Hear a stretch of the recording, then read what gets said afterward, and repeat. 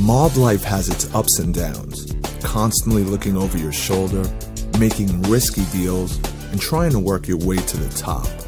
But that's only shadowed by the large amounts of money, luxury cars, big houses, and upper-class dining every night of the week. If you've got the money, flaunt it. At least that's what these guys felt. Clothes don't make the man, but expensive suits and always looking the part play a big role in the persona of these mob guys. Whether you're on a contracted hit or sipping espresso at a cafe, suited and booted is the way to go. These guys had it all, from style, class, charisma, and tons of power and respect. We've suited up here at thenationalcrimesyndicate.com to bring you another original web documentary. So grab some popcorn, kick back, and enjoy the top 10 best dressed mobsters of all time. Making his way at number 10, we have Joe Adonis. Adonis was an instrumental part of the early days of the National Crime Syndicate and helped the likes of Luciano and Lansky take control of the Mafia. He removed Joe the Boss and Sal Maranzano, forming the modern-day Cosa Nostra. Adonis wasn't his real name, however, and we aren't 100% sure where he got the name from, but speculation has it that he adopted it himself. Adonis spent a great deal of time on his personal appearance with daily grooming routines. On one occasion, it's said that Luciano caught Adonis combing his hair in front of a mirror and asked him, "Who do you think you are, Rudolph Valentino?" Adonis replied, "For looks, that guy's a bum." You would always see Adonis wearing a fedora and the finest suits New York had to offer. He was always well presented and without a hair out of place on his head, which is why our hats off to Joe Adonis, coming in at number 10. Coming in at number 9, Paul Castellano. John Gotti summed up Big Paul by saying that he was just a businessman and never served his time on the street, which is why someone who cared more about the materialistic things in life comes in at 9th on our list, one of which was his appearance. As a business person, Castellano was always dressed for the limelight, spotted in a suit in almost every photograph of him that was taken.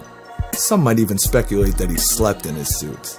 As a mob boss, he can afford anything in life, and he ended up dead on the street just before tucking into a steakhouse in Midtown Manhattan. Coming in at number 8, Jim Colosimo. Big Jim may have been assassinated as early as 1920, but he still made an impact in the Mustache Pete era of the Mafia. He was most famous for being the boss of what we call the Chicago Outfit, as well as being known for his restaurant located at 2126 between 2128 South Wabash, Chicago. As you can see from the photos on the screen, he was always a well-dressed character, sporting a flat cap, suit, leather gloves, and sometimes pictured with a cane.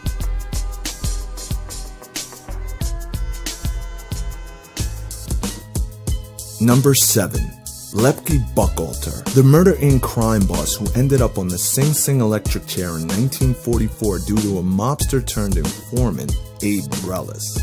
Lepke, whose actual name was Lewis, would often be seen suited and booted, complete with the stereotypical mob hat and everything else to boot. He would also complete his look with a handkerchief in his suit pocket and matching overcoat, which you can see in the photo on the screen. Whether he was being escorted by his cronies into a courtroom meeting, smiling at the camera, or giving a ruthless look, he was always dressed to impress.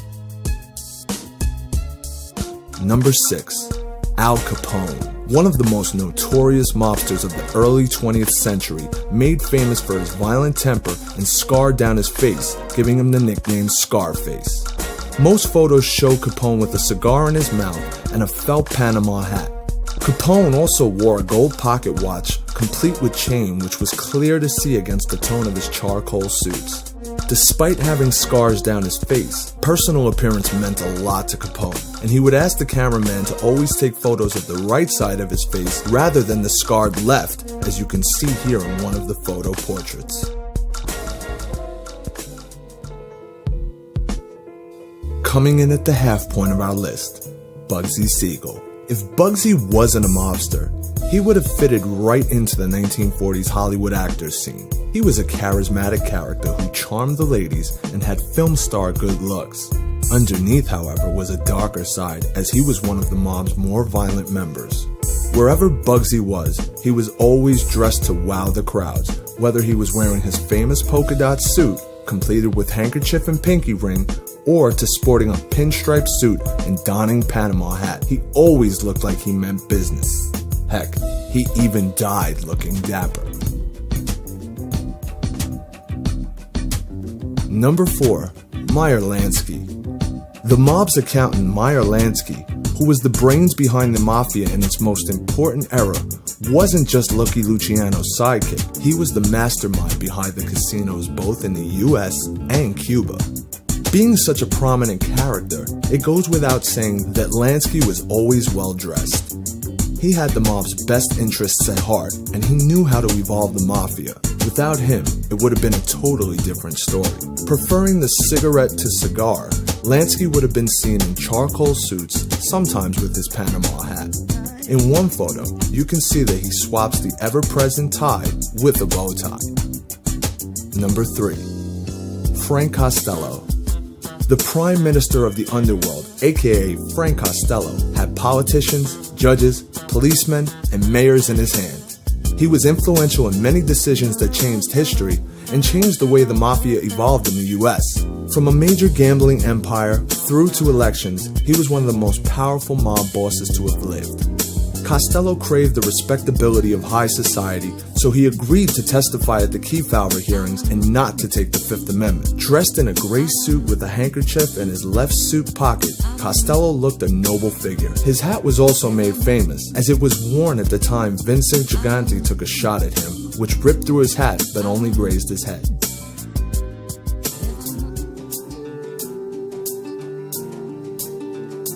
Number 2. Charles Luciano. Better known as Lucky, Lucky Luciano was the founding father of organized crime after he successfully planned the assassination of old-time bosses Joe the Boss and Sal Maranzano. It was after these hits a new era of the Mafia began, with a commission and structure to the families. Luciano turned crime into a fully fledged business model, and if he weren't in the life of crime, he would have made a great CEO at a major company. As the boss of bosses, Luciano had to be taken seriously. Heads would turn as he walked down the street, with some thinking he was an A-list celebrity and not a crime boss. Lucky would sport the finest pinstripe suits, completed with Panama hat. He always made sure he looked dapper, and even in his aging days, he still looked smart, as this photo of him relaxing at home shows. Coming in at number 1, the Dapper Don, John Gotti. John Gotti is one of the more talked about mobsters of the late 20th century, a crime boss who enjoyed all the limelight and managed to duck out of criminal charges, which brought his nickname the Teflon Don. He broke many old-time rituals and Mafia rules, and some say the Mafia fell apart because of him. Truth is, whether you like or hate John Gotti, he was a good dresser, and he had been stereotyped as your typical Mafia Don, bringing the Godfather to life. However, it's his second nickname that we're focusing on, the Dapper Don.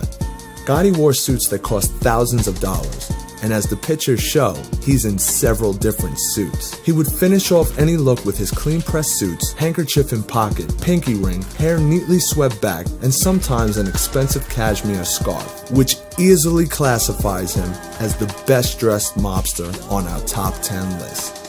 This brings us to the end of the top 10 countdown on the best-dressed mobsters of all time. We hope you've enjoyed it. Stay tuned for more documentaries and original web series right here on the nationalcrimesyndicate.com.